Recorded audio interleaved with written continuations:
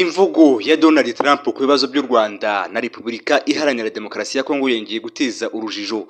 Perezida wa Leta Zunze Ubumwe za Amerika Donald Trump yashimangiye ko yagize uruhare mu kurangiza amakimbirane yari amaze igihe hagati y'u Rwanda na Repubulika Iharanira Demokarasi ya Kongo RDC, gusa ibimenyetso bihabanye n'imvugo ye. Trump yabivugiye mu kiganiro n'abanyamakuru ubwo yari mu ndege ya Air Force One avuye mu nama ya NATO yabereye muri Turkiya. Muri icyo kiganiro yavuze ko intambara yo mu karere yari imaze igihe kandi yagejeje ku iherezo icyo yise ikibazo cyari kimaze guteza urupfu rw'abantu benshi. Yavuze ko iyi ntambara yari imaze guhitana abantu benshi cyane, ndetse akoresha amagambo akomeye avuga ko abantu bagera kuri miliyoni 15 bari barishwe baciwe imitwe. Ati Trump yarangije intambara 8 harimo iya Azerbaijan. Tekereza ku ntambara narangije 8 harimo n'izari zimaze imyaka 30. Urebye muri Kongo n'u Rwanda nari ihagaritse nyuma y'imyaka 14 abantu miliyoni 15 bishwe bakaswe imitwe. Ibyo Trump yavuze byaje mu gihe umunyamakuru yamubazaga ku byari bimaze iminsi bivugwa ko Maria Corina Machado utaravugaga rumwe n'ubutegetsi bwa Nicolas Maduro yabujijwe na Amerika kuva ku buhungiro ngo atahe muri Venezuela nyuma y'uko uyu mugabo akuwe ku butegetsi.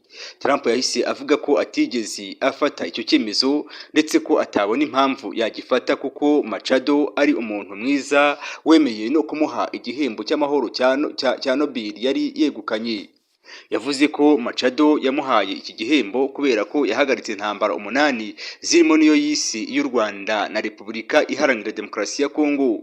Mu magambo ye Trump yavuze ko hari amakimbirane menshi ku isi yagize uruhare mu kuyahagarika, ashimangira ko ibikorwa bye by'ubuhuza byagize uruhare mu kugabanya intambara.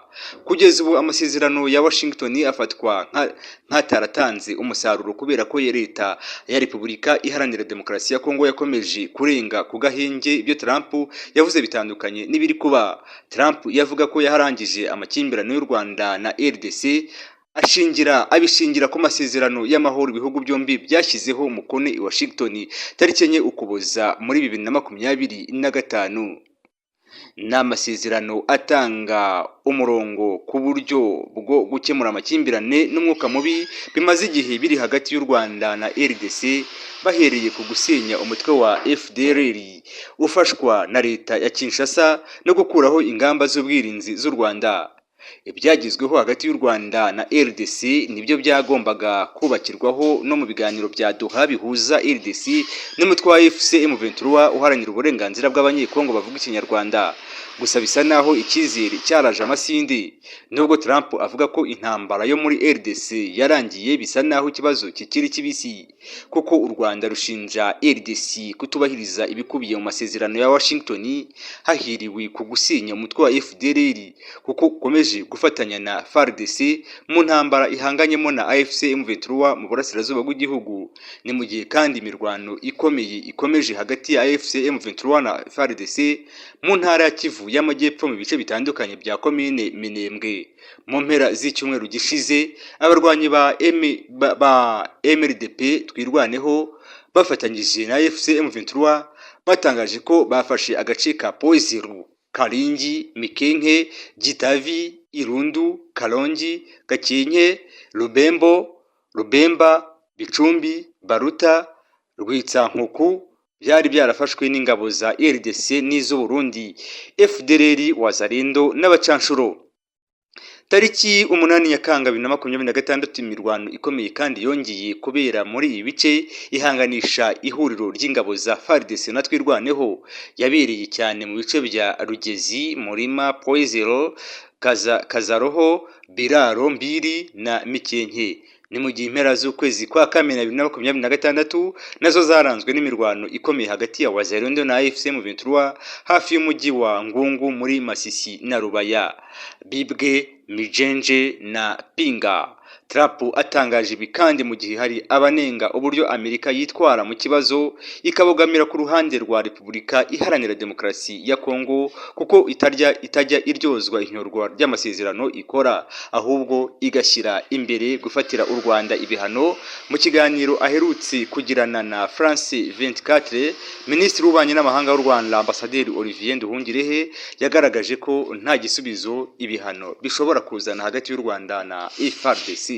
Ati mbere na mbere ibi bihano bibogamira ku ruhande rumwe kandi nta musaruro byatanga. Gutanga ibihano si inshingano y'umuhuza. Niba umuhuza abona ko gufata ibihano ari ngombwa, kubifatira uruhande rumwe biryoshya urundi.